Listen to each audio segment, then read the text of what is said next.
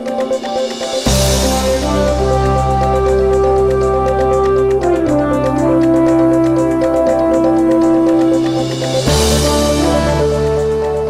afternoon we'd like to discuss the concept of the bishop's storehouse and how it is that each member of the church has responsibility and stewardship to share with one another and with those who are members of the church.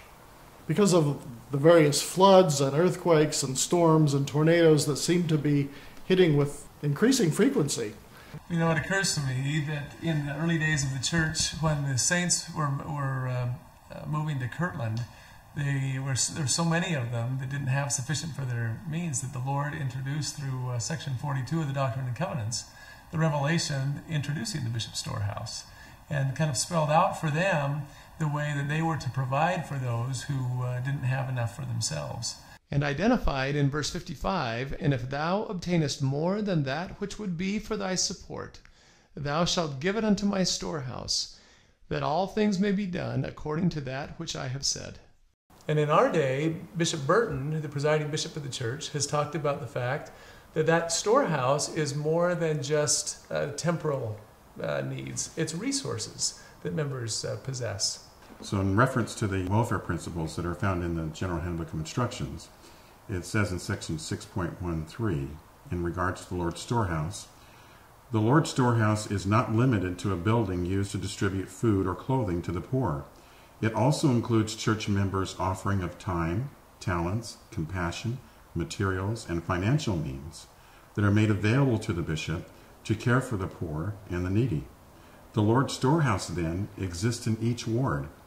These offerings are to be cast into the Lord's storehouse, every man seeking the interest of his neighbor, and doing all things with an eye single to the glory of God.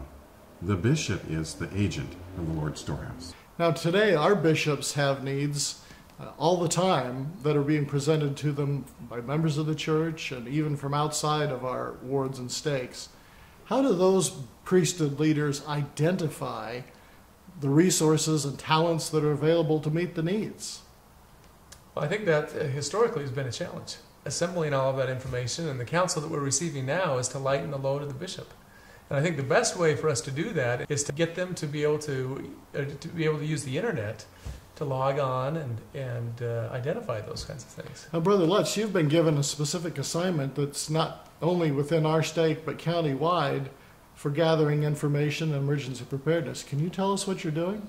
Yes, we've developed a website to facilitate the gathering of information at ocpreparedness.com. It is a resource portal that allows us to facilitate the exchange of information between stakes and provide a resource to the region and to stake presidents. And to that end, we've created a online survey, so to speak, that would gather this information that it would be needed in the event of an emergency to provide this kind of information for you. So when you say portal, you're talking about what we refer to as a website. Yes. And you've used your technical background to create this website to gather information. Now, everybody's concerned these days with privacy. How are they going to be assured of the privacy that they might want to have before they fill out forms? That's a great question, and one of great concern, and we've spent quite a bit of time making sure that the privacy policy and the systems that we put in place, the technology, falls under the same umbrella and the same structure the church uses on their websites and on their MLS and financial systems. It includes the same firewalls, the same protection, the same security infrastructure that's used to protect all the data we currently use within the church system. We've put in the same umbrella the data that's being collected. Okay, so give me some examples of the types of information that we might ask our saints to include in filling out this online survey. What are we looking for? Well, I think that it's really the principle is that any of the resources that a bishop might need to address the needs of those over whom he is a steward. And so that would include things like food storage, water supply. It would include things like skills, vocational kind of background. It might include those who have enough space to house those who've been displaced by a disaster. In the case of some recent disasters that we're aware of, fires had displaced members. Some had actually lost their homes. Church leaders then needed to find shelters for these families. A database of those members of the church who have volunteered their homes for such emergencies would be invaluable to a stake president or a bishop needing those resources. And if we had that kind of information as stewards of the Lord's storehouse, you would be able to accommodate those needs as they came.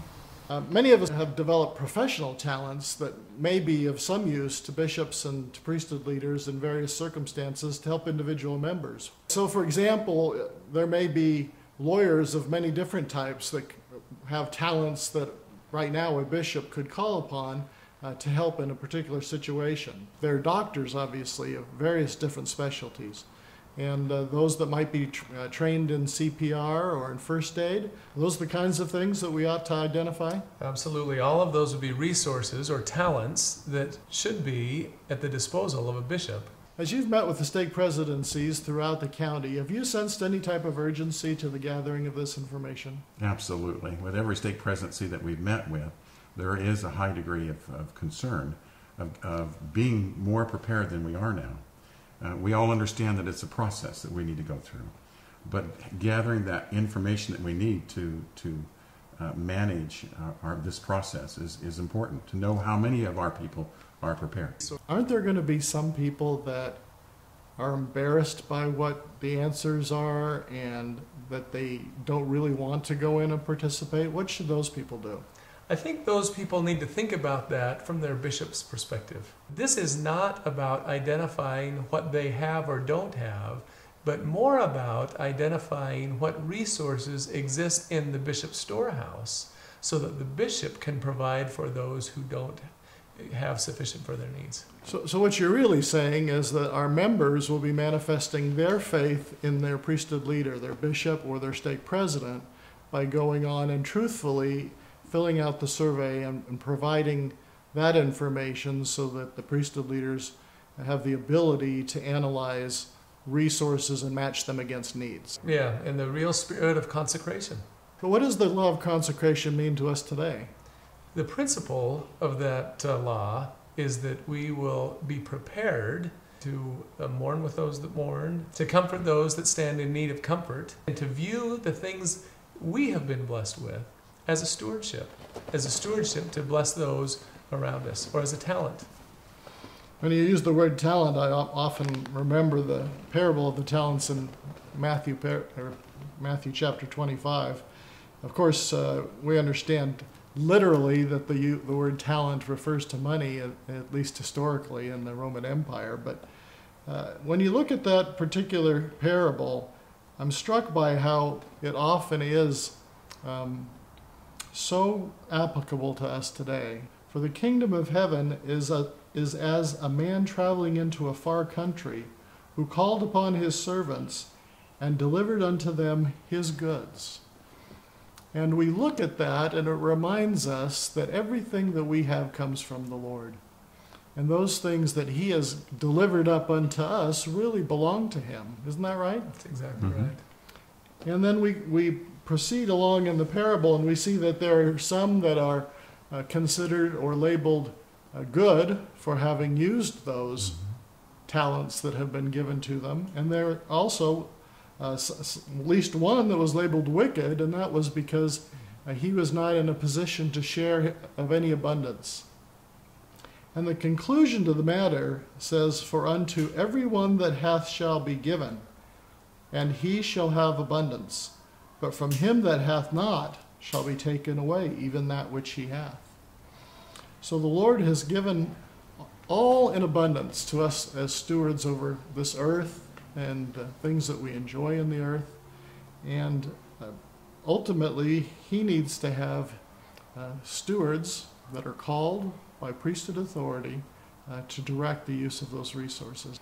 I'd just like to say to the members of the Irvine stake that as a priesthood leader, and I know as a spokesman for the bishops in our stake, it would be of the utmost importance for us to act quickly in filling out this online information. In fact, I'm going to ask each of you to take your time within the next 30 days to go online to a link that will be provided to you and to fill it out candidly and completely so that we can identify the resources that are available in the bishop's storehouse, and promise you and testify that as you fill out these forms and prepare yourself to meet the needs that the bishop may ask you to meet, that you'll be blessed. And the Lord will not only raise your spirits and confirm your testimony, but He'll bless you temporally, and the spiritual blessings will be remarkable.